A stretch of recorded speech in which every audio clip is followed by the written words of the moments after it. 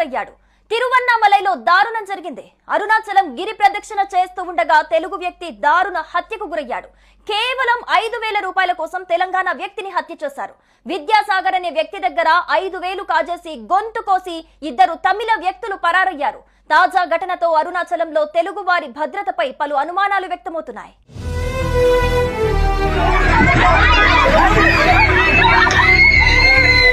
యాదాద్రి భువనగిరి జిల్లా సౌందర్యాపురం గ్రామానికి చెందిన 32 ఏళ్ల విద్యాసాగర్ అనే భక్తుడు గిరి ప్రదక్షిణ చేసేందుకు అరుణాచలం వెళ్లాడు.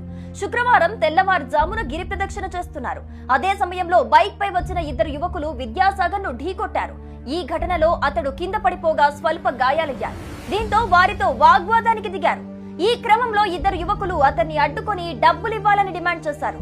డబ్బులివ్వటానికి విద్యాసాగర్ నిరాకరించడంతో కోపంలో ఉన్న ఆ ఇద్దరు యువకులు విద్యాసాగర్ ను కత్తితో గొంతు కోసి హత్య చేసి అతని వద్ద నుండి సుమారు 5,000 రూపాయలు లాక్కొని అక్కడి నుండి పారిపోయారు.